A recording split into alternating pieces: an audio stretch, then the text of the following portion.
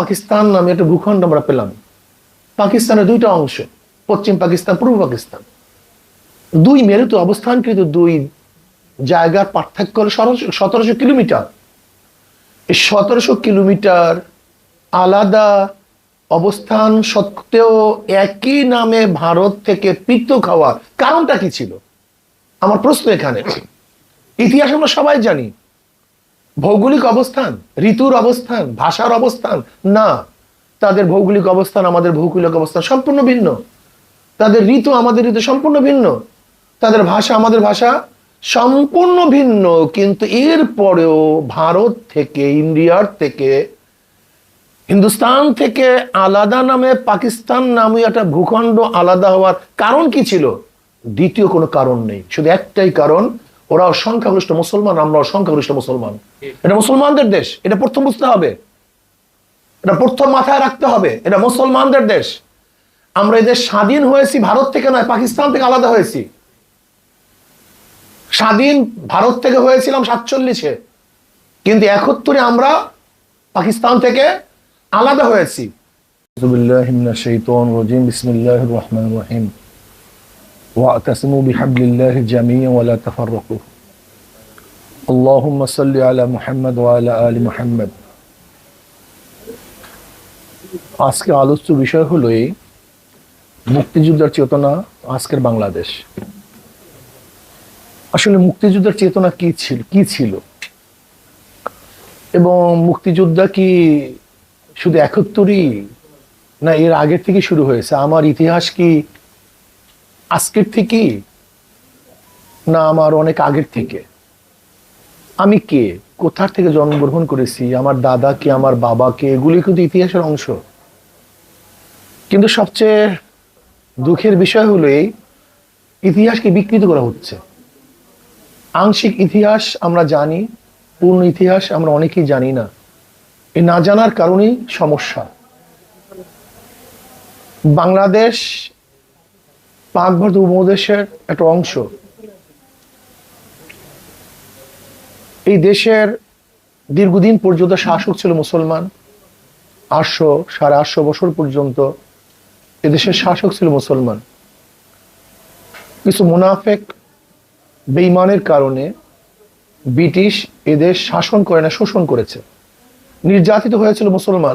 আপনারা জানেন মুসলমান কি পরিমাণে নির্যাতিত হয়েছিল, কম বেশি আমরা সবাই জানি।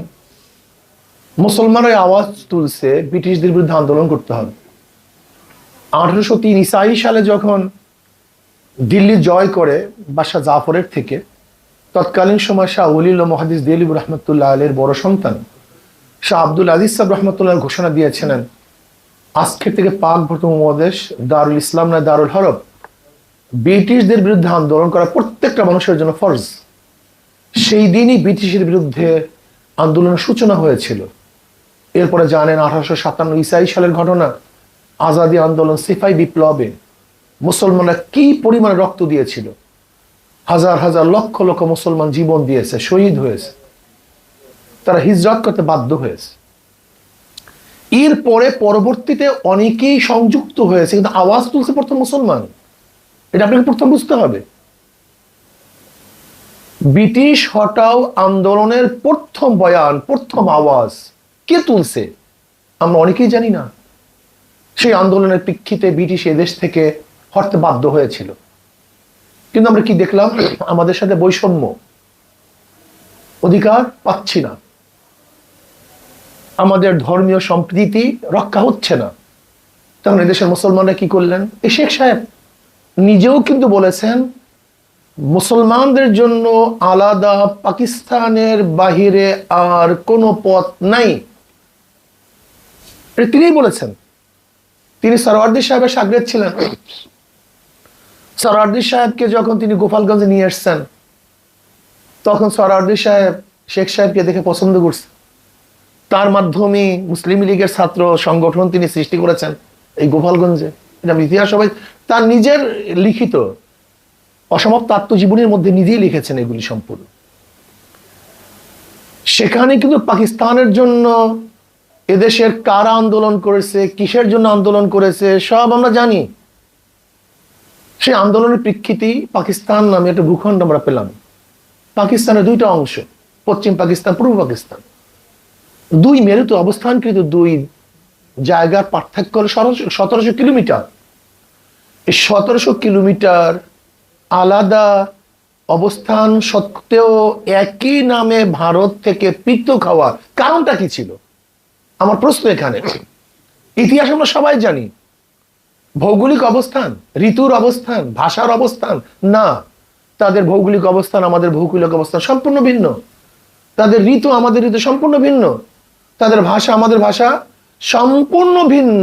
কিন্তু এরপরেও ভারত থেকে, ইন্ডিয়ার থেকে, হিন্দুস্তান থেকে আলাদা নামে পাকিস্তান নামে একটা ভূখণ্ড আলাদা হওয়ার কারণ কি ছিল?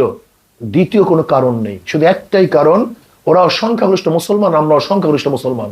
এটা মুসলমানদের দেশ, এটা প্রথম বুঝতে হবে, এটা প্রথম মাথায় রাখতে হবে। এটা মুসলমানদের দেশ।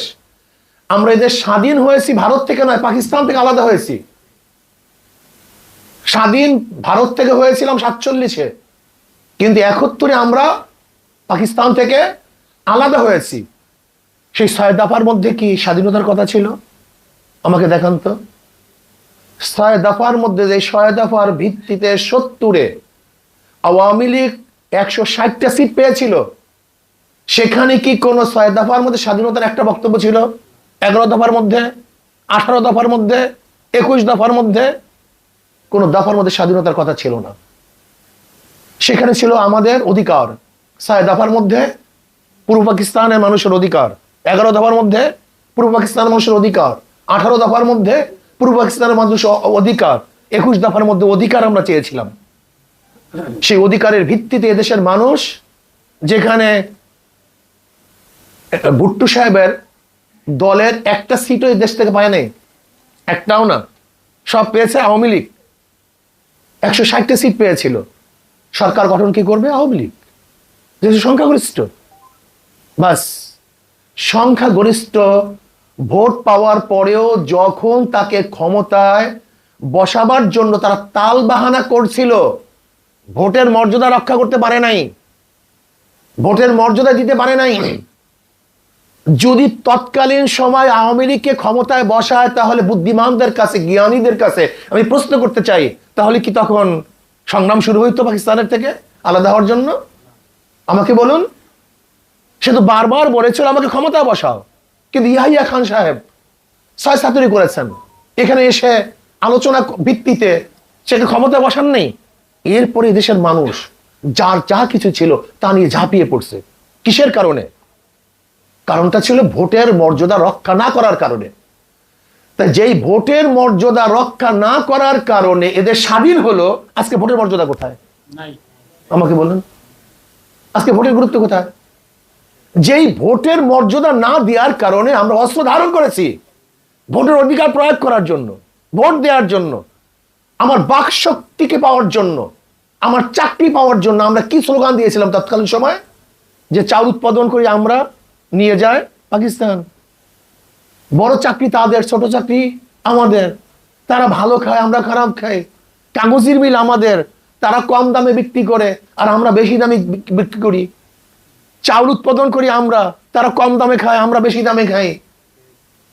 এইগুলি তো স্লোগান ছিল। কিন্তু আজকে কি দেখতেছি? চাকরি কাদের?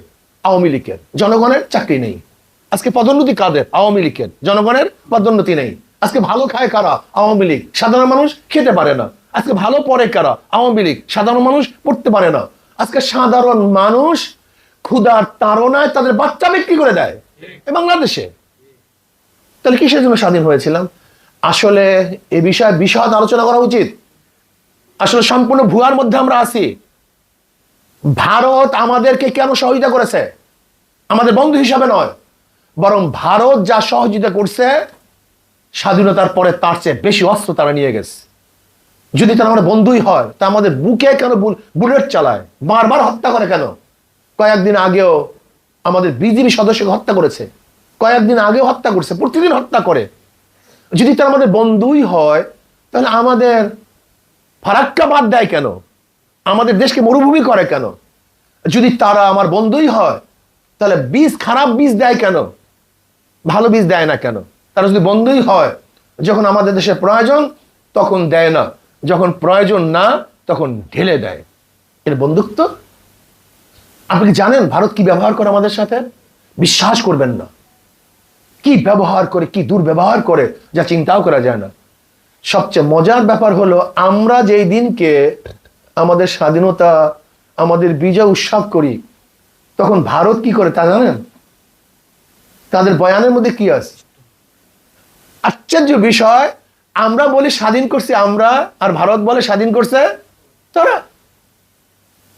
এবং দেখেন, ভারত যেই কয়টা দেশের সাথে যুদ্ধ করছে এবং বিজয় হয়েছে, তার মধ্যে একটা আছে পাকিস্তানের সাথে লড়াই করে তারা বাংলাদেশ বিজয় করছে, এটা তাদের বয়ানের মধ্যে আছে। এখনো তারা অখণ্ড ভারতে বিশ্বাসী, সেই প্ল্যানে চলতেছে। আজকে অখণ্ড ভারত, এপার বাংলা ওপার বাংলা এক হওয়া, এই স্লোগান নিয়ে তারা সামনে অগ্রসর হচ্ছে। এবং ভবিষ্যৎ প্ল্যান, এ দেশে একদল ওদের চাটুকর এবং পাঁচটা গোলামদের ভিত্তিতে এ দেশকে আবারও তাদের দেশের সাথে এক করার যে চক্রান্ত চলতেছে, যদি এদেশের মানুষ সচেতন না হন, তাহলে চক্রান্ত রোধ করা যাবে না, ওদেরকে রুখিয়ে দাঁড়াতে হবে। আমরা স্বাধীন, আমরা সব দিক থেকে স্বাধীনতা চাই, ভোটের দিক থেকে স্বাধীনতা চাই, বক্তৃতার দিক থেকে স্বাধীনতা চাই, চাকরির দিক থেকে স্বাধীনতা চাই, মানবতার দিক থেকে স্বাধীনতা চাই, সম্প্রদায় সম্প্রীতির দিক থেকে আমরা স্বাধীনতা চাই, সবার অধিকার চাই। বাংলাদেশের প্রত্যেকটা নাগরিক এদেশের স্বাধীন। আমি সাংবাদিক বন্ধুদেরকে একটা কথা বলবো, পার্বত্য অঞ্চল নিয়ে চিন্তা করুন, সেখানের অবস্থা কি দেখুন। আপনি যান, মনে করবেন সেই দেশ আর একটা দেশ। সেখানে চাঁদা তুলে কারা? পাহাড়িরা চাঁদা তুলে, আমাদেরকে চাঁদা দিতে হয়।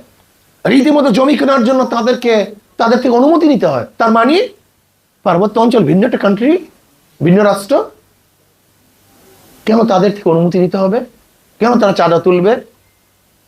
আসুন, আমরা সম্মিলিতভাবে কেন স্বাধীন হয়েছিলাম, কি উদ্দেশ্যে স্বাধীন হয়েছিলাম, সেই স্বাধীনতা আমরা পেয়েছি কি পেয়েছি না, এই ব্যাপারে বিশদ আলোচনা হওয়া দরকার। ইসলামের খেলাফের জন্য এদের স্বাধীন হয় নাই, এটা ভুল একটা মেসেজ। বরং শেখ সাহেবের পোস্টারের মধ্যে স্পষ্ট লেখা আছে নারায়ে তাকবীর আল্লাহু আকবার। আপনি দেখেন আওয়ামী লীগের পোস্টারগুলি, নারায়ে তাকবীর আল্লাহু আকবার।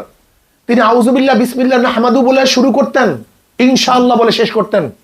৭০-এর নির্বাচনের আওয়ামী লীগ ইশতেহার ছিল, শরিয়াত বিরোধী কোনো আইন সংসদে পাস হবে না, এটা ৭০ নির্বাচনে তাদের ইশতেহার ছিল। তিনি মদ বন্ধ করে দিয়েছেন, আজকে আওয়ামী লীগ মদকে চালু করেছেন। তিনি প্রস্কোয়াটার বন্ধ করেছেন, আজকে আওয়ামী লীগ সে প্রস্কোয়াটাকে চালু করেছেন। তিনি সুদ ঘুষকে বন্ধ করেছেন, কিন্তু আওয়ামী লীগ সেটা চালু করেছেন। তার মানে আজকে আওয়ামী লীগ শেখ সাহেবের আদর্শের উপরে নাই,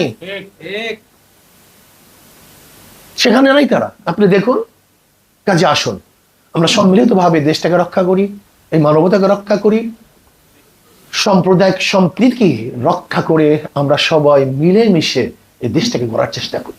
যদি আপনাকে আমি শত্রু বানাই, আপনি আমাকে শত্রু বানান, আজকে 10 লক্ষ বা 15 লক্ষ কোটি টাকা চুরি হয়ে গেছে। আজকে ব্যাংক থেকে টাকা চুরি হয়ে যায়, 4,000 কোটি টাকা চুরি হয়ে গেছে। আজকে 8টা ব্যাংক দেউলিয়া হয়ে গেছে, সমস্ত ব্যাংকগুলি খালি হয়ে যাইতেছে, কয়েকটা পরিবারের কাছে সমস্ত টাকা জমা হয়ে গেছে। এগুলির দিকে আমরা খেয়াল না করে শুধু কে রাজাকার, কে আলবদর, কে অমুক, কে তমুক, ব্যাস।